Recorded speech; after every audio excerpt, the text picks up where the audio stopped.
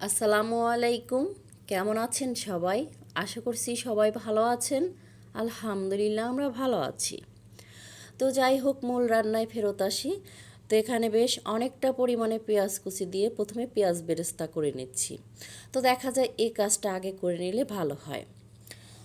তো যাই হোক, পেঁয়াজটা লাল লাল হয়ে গেছে। এখন দিয়ে দিচ্ছি কিছুটা কিশমিশ। এটাও হচ্ছে পেঁয়াজের সাথে একটু ভেজে নিচ্ছি লাল লাল করে।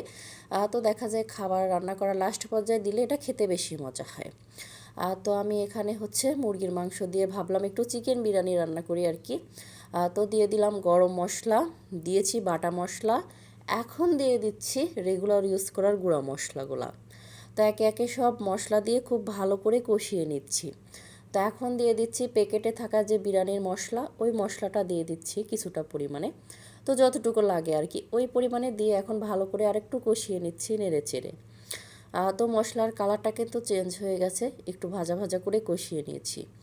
এখন দিয়ে দিচ্ছি কেটে ধুয়ে পরিষ্কার করে রাখা মুরগির মাংস, আর দিয়ে দিয়েছি 2-3টার মতো আলু। তো দেখা যায় বিরিয়ানিতে আলু দিলে খেতে বেশি মজা হয়। তো এখন নেড়ে চেড়ে মাংসটা ভালো করে কষিয়ে নিতে হবে একটু সময় নিয়ে। ভিডিওর এই পর্যায়ে এসে এখন পর্যন্ত যারা ভিডিওটি দেখছেন অথচ একটা লাইক দিতে ভুলে গিয়েছেন, প্লিজ একটা লাইক দিতে ভুলবেন না। আর ভিডিওটি যদি বেশি বেশি ভালো লাগে কমেন্টের মাধ্যমেও জানাতে পারেন। চাইলে ভিডিওটি ফ্রেন্ড ও ফ্যামিলির মাঝে শেয়ারও করতে পারেন। তো আপনাদের সাথে কথা বলতে বলতে মাংসটা কিন্তু আমি অনেকটা সময় নিয়ে ভাজা ভাজা করে কষিয়ে নিয়েছি।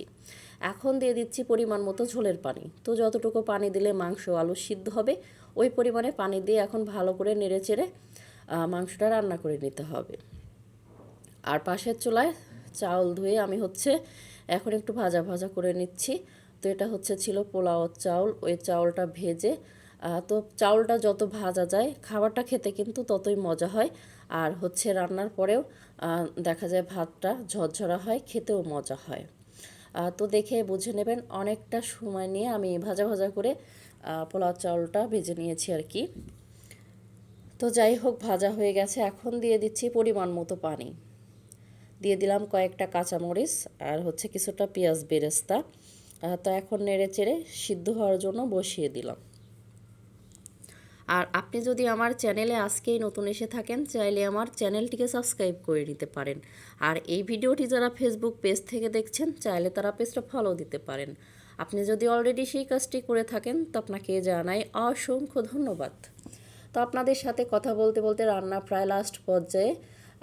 তো চাউলটা সিদ্ধ হয়ে গেছে আর কি। এখন দিয়ে দিচ্ছি এই যে রান্না করে রাখা মাংস আলু একসাথে দিয়ে মিক্স করে নেড়ে চেড়ে কিছু সময় দমে রেখে দিলেই তৈরি হয়ে যাবে চিকেন বিরিয়ানি। তো খুব সহজেই কিন্তু এটা রান্না করে নেওয়া যায়। তো দেখা যায় এই টাইপের খাবার কিন্তু মাঝে মধ্যে ভালোই লাগে খেতে।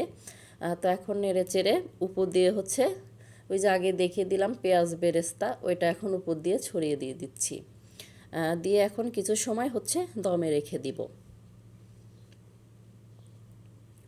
তো রান্নাবান্না মোটামুটি প্রায় শেষ, খাবারটা আমি টেবিলে গুছিয়ে নিয়েছি।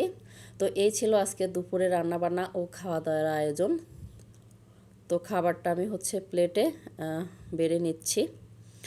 তো কালারটা দেখে বুঝে নেবেন অনেকটাই লোভনীয়, অনেকটাই মজা হয়েছিল। আর চিকেন বিরিয়ানিটা খেতে কিন্তু অনেক মজা হয়। তো যাই হোক, খাবারটা আমার গুছিয়ে নেওয়া হয়ে গেছে, সাথে এক টুকরো লেবু, পেঁয়াজ আর টমেটো কেটে নিয়েছি। তো ভিডিওটি প্রথম থেকে শেষ পর্যন্ত দেখার জন্য সবাইকে ধন্যবাদ।